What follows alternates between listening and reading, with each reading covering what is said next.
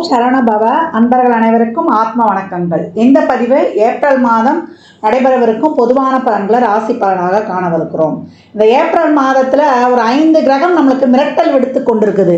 இந்த 5 கிரகங்கள் நமக்கு ஆட்டத்தை காட்டுமா, இல்லை அடித்து ஆடி களம் இறங்கணுமா, இல்லை அதிர்ஷ்டத்தை தருமா அப்படின்னு டைட்டில் வைக்கலாம்.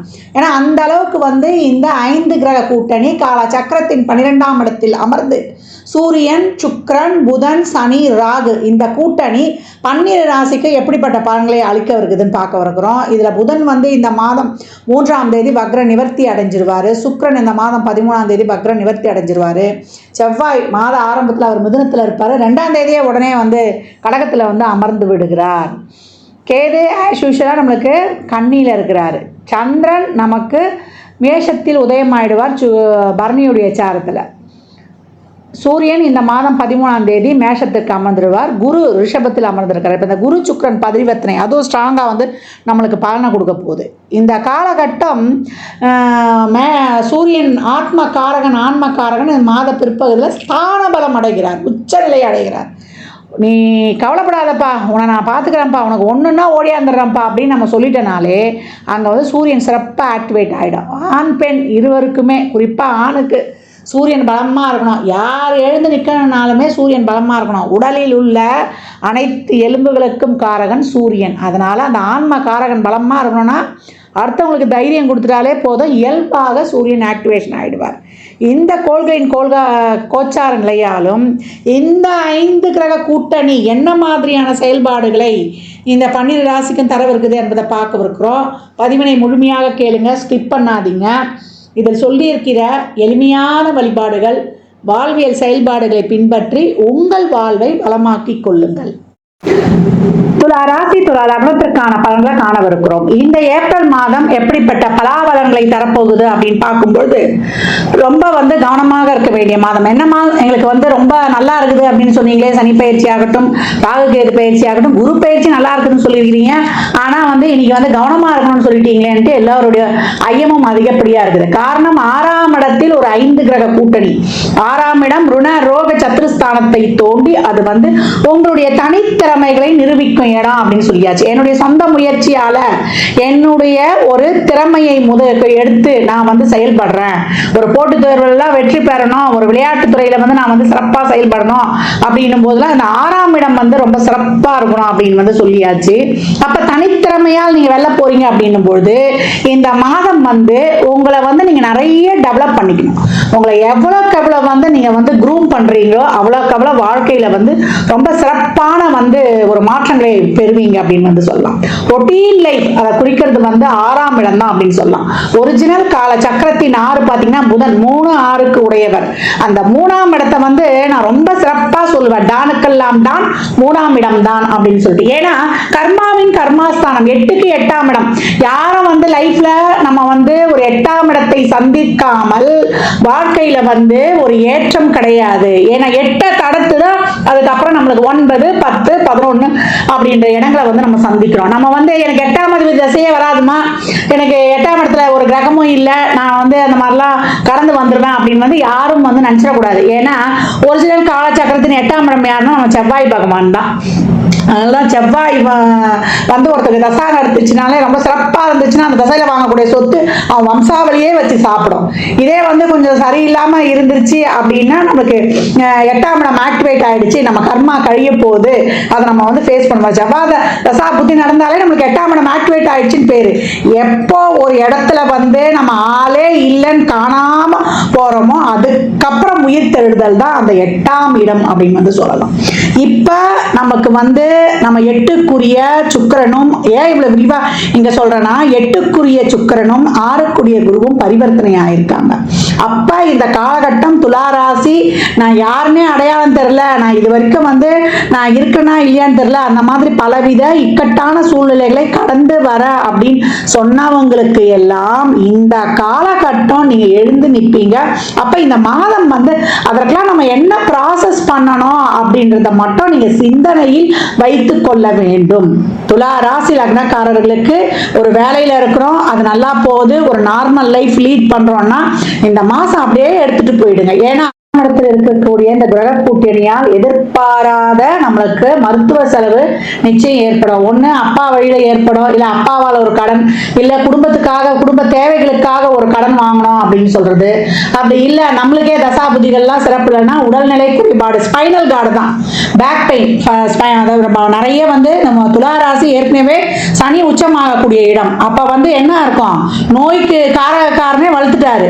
அப்ப நம்ம என்ன பண்ணோம், நம்ம ரொம்ப வந்து இந்த காலகட்டம் உணவு பழக்க வழக்கங்களை, உணவால தான் எங்க பிரச்சனையே வரப்போகுது. அப்ப உணவு பழக்க வழக்கங்களை முறையாக மேற்கொள்ளும் பொழுது நம்ம சிறப்பாக இந்த காலகட்டங்களை வந்து கடந்து வந்துடலாம். துலா ராசிக்கு இந்த மாதம் எல்லாத்தையுமே ஒரு சுப பேச்சுவார்த்தைகளோ இல்லை ஒரு நல்ல காரியம் பண்ண போறோமோ இல்லை வண்டி வாகனம் வீடு வாசல் இதெல்லாம் வந்து நாங்கள் முடிவெடுக்க போறோமோ எல்லாத்தையும் ஒத்தி வச்சிருங்க. ஒரு டவுட்டு ஒரு குழப்பம் ஒரு மனசுல வந்து ஒரு அறகுறையா இருந்துச்சுன்னு வச்சுக்கோங்களேன், எதுலையுமே போய் இப்போ இன்வால்மெண்ட் ஆகாதீங்க. அதனால எல்லா சுப காரியங்களையும் கொஞ்சம் வந்து நீங்க தள்ளி வைப்பது ரொம்ப சிறப்பு. ஏன்னா உங்களுக்கு சூரியன் வந்து இந்த மாதம் வந்து ஆரம்பத்தில் அதுக்கப்புறம் 7க்கு வந்துடுவார் பிற்பகுதியில். அப்போ வந்து உங்களுக்கு இன்னும் வந்து ஒரு சிறப்பான ஒரு தெளிவு வந்துடும். ஒரு நல்லா வந்து ஒரு ஆக்டிவா பண்றது செய்யறது, இந்த குழப்ப நிலையெல்லாம் கொஞ்சம் நீங்கிறது, இதெல்லாமே கொடுத்துருவாரு அப்படின்னு வந்து சொல்லலாம். நல்லா வந்து ஒரு பெரியவர்களுடைய ஆலோசனை, ஒரு உதவி, நீங்க எப்படிலாம் இனிமே கடந்து போகணுன்ற ஒரு வழிகாட்டுதல்லாம் உங்களுக்கு அருமையாகவே கிடைச்சிடும். மாணவர்கள் இந்த காலகட்டம் நல்லா எஃபர்ட் போடுங்க. ஞாபக மருந்திலாம் வந்து ஒரு தடவை படிச்சா கூட மண்டையில ஏறலையே அப்படின்ற ஒரு டவுட் கூட இருக்கும். படிச்சோமே இது ஞாபகம் வந்துருமா நம்ம எக்ஸாம் எழுதும் போது அப்படின்னு. உங்களுடைய ஆயத்த பணிக்கு, காம்படிட்டிவ் எக்ஸாமுக்கு, இதுக்கெல்லாம் வந்து நீங்க வந்து தயாராகக்கூடிய முயற்சிகள் அனைத்தையும் போடுங்க. எல்லா போட்டித் தேர்வுகளிலும் சிறப்பான வெற்றி வாய்ப்புகள் இனி வரும் காலங்களில் கிடைக்கும். நீங்க நினைச்சதை சாதிக்கலாம். அருமையான கிரக நகர்வுகள் உங்களுக்கு தான் சொல்றேன். ஜாக்பாட் அடிக்க போது நாங்க நிறைய சொல்லியிருக்கோம், அந்த பலன்கள்ல வருட பலன்கள் எல்லாம் சொல்லியிருக்கோம்.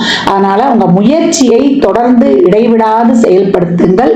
நீங்க வந்து இப்ப வேகமா இறங்கி அதை பண்ணணும் வேண்டாம், வாட்ச் பண்ணுங்க. இந்த மாதம் வந்து நீங்க எல்லாத்தையுமே வந்து அப்சர்வ் பண்ணக்கூடிய மாதமாக இருக்குது. எப்படி பண்ணலாம், என்ன பண்ணலாம், உங்களுடைய திட்டங்களை எப்படி நீங்க வந்து செயல்படுத்தலாம் அப்படின்றத மட்டும் நீங்க வந்து ஒரு யோசனையை கேட்டு வச்சு அதற்கான வழிமுறைகளை வந்து திட்டமிடுங்க.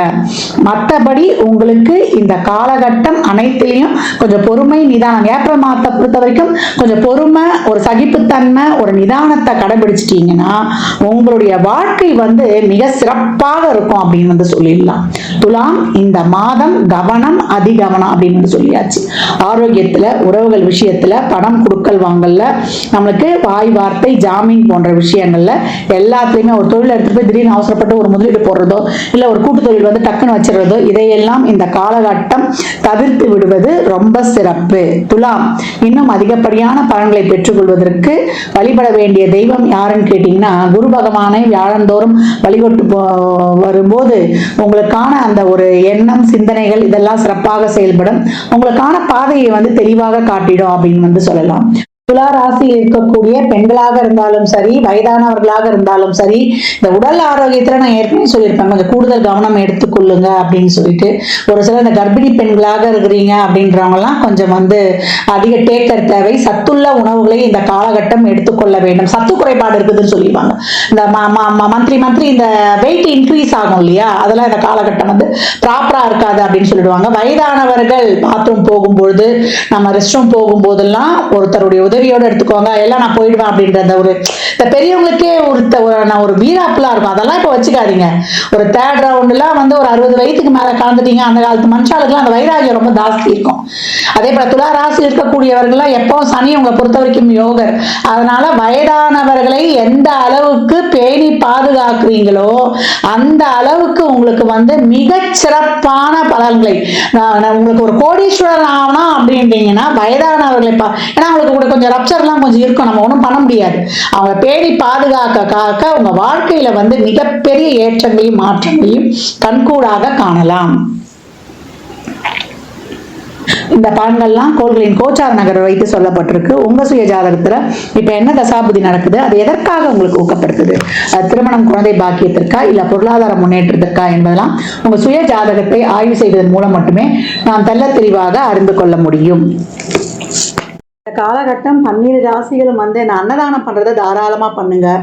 வாயில்லா ஜீவன்களுக்கு தாராளமாக உங்களால் இயன்ற உதவிகளை செய்யுங்க. இல்லை அந்த மாதிரி இருக்கிற அமைப்புங்களுக்கு நிதி உதவி பண்ணிவிடுங்க. முதியோர் இல்லங்கள், தூய்மை பணியாளர்கள், துப்புரவு பணியாளர்களுக்கு உங்களால் இயன்ற உதவிகள்லாம் தாராளமாக செய்யுங்க. ஏன்னா சனி இருக்கக்கூடிய இடம் 12ஆம் இடம். எவ்வளோக்கு எவ்வளோ நீங்கள் தான தர்மங்கள்லாம் பண்ணுறீங்களோ தேவையில்லாத விரயங்கள், நம்ம மனசு கஷ்டப்படுற மாதிரி ஒரு ஹாஸ்பிட்டல் செலவெல்லாம் ரொம்ப குறையும். அனாவசிய செலவு குறையும். இந்த மாதிரி நல்ல காரியங்கள்லாம் செய்யும்பொழுது நம்மளுக்கு சந்தோஷமாக செலவு பண்ணிடலாம். அதே போல் நல்லெண்ணெய், தேங்காய் எண்ணெய், வேப்பெண்ணெய், இழுப்பெண்ணெய், நெய், விளக்கெண்ணெய் போட்டு அந்த 6 தீபம் எழுத்து சொல்லியிருப்பேன் இல்லையா, அது எப்போல்லாம் டைம் கிடைக்குதோ நம்ம வாசலே ஏற்றலாம். ஷட்கோண தீபம் வாசலே ஏற்றலாம், நடுவில் நெய் தீபமும் ஏற்றலாம், இல்லை முருகர் படம் இருந்தாலும் வைக்கலாம். இந்த மாதிரி ஏற்றி வழிபடும்பொழுது உங்களுடைய அனைத்து விதமான பிரச்சனைகளும் தீரும். இந்த வேப்பெண்ணெய்லாம் எழுதும்போது வாசல் எடுத்துங்க. வீட்டில் எழுத்தும்போது 1 சொட்டு 2 சொட்டு அந்த காமாட்சி அம்மன் விளக்குலையே கூட நீங்கள் ஊற்றிடும்போது ரொம்ப சிறப்பாக இருக்கும். கோயிலில் நிறைய உதிரியாக எலுமிச்சம்பழத்தை வாங்கி கொடுங்க. வெற்றிக்கனி 33 எலுமிச்சம்பழம் குலதெய்வ கோயிலில் ஒரு மஞ்சத்தூள், ஒரு குங்கும பாக்கெட்டோட தாராளமாக கொடுத்து வரும்பொழுது உங்களுக்கு மிக சிறப்பான பலன்களை காணலாம் அப்படின்னு சொல்லியாச்சு. அதே போல் இந்த காலகட்டம் அனைவருமே நிறைய எவ்வளோக்கு எவ்வளோ பழைய ஆலயங்களுக்கு, சிவாலயங்களுக்கோ இல்லை இறை வழிபாடுகளை மேற்கொள்ளுங்க. அந்த ஆலயங்களில் சென்று அமருங்க. ஏன்னா அந்த பிரமிடு வயிறு முழு பலன்களும் ஆலயத்தில் அந்த கோபுர அமைப்பு மாதிரி இருக்கக்கூடிய நம்ம கருவறை வளாகம் இல்லை கோயிலை சுற்றி வர அந்த ஆகர்ஷண சக்தி அப்படியே இருக்கும். அந்த ஆகர்ஷண சக்தி நம்ம உடலில் உள்ள உயிர் சக்தியோடு இணையும் போது மிக சிறப்பான பலன்களை நீங்கள் கண்கூடாக பெற்றுக்கொள்ளலாம். அன்பர்கள் பதிவினை முழுமையாக கேளுங்க. தாங்கள் கேட்பதோடு மட்டுமல்லாமல் உங்கள் உற்றார் உறவினருக்கும் பகிருங்க. மற்றும் ஒரு சிறப்பான பதிவில் சந்திக்கும் வரை தங்களிடமிருந்து விடைபெற்றுக் கொள்வது ஆதித்ய சொர்ணலக்ஷ்மி. ஜாதகம் பார்க்க விரும்பும் அன்பர்கள் இந்த எண்ணிற்கு ஒரு மெசேஜ் செய்யுங்க. தங்களுக்கான விவரங்கள் அளிக்கப்படும். அப்பாயின்மெண்ட் பெற்றுக்கொள்ளலாம். ஜாதகம் சிறந்த முறையில் கணித்து பார்த்து தரப்படும். வாஸ்து பார்த்து தரப்படும். வாஸ்துப்படி வீடு கட்ட பிளான்கள் போட்டு தரப்படும். எண்ணியல் படி பெயர் வைத்துக் கொள்ளலாம். பிறந்த குழந்தைகளுக்கும் தொழிற்சாலை நிறுவனங்களுக்கும் பெயர் வைத்து உங்கள் வாழ்வை வளமாக்கிக் கொள்ளலாம். சுபமுகூர்த்த நாட்களும் குறித்து கொடுக்கப்படும். இறையருளால் அனைத்தும் நிறைவாகட்டும்.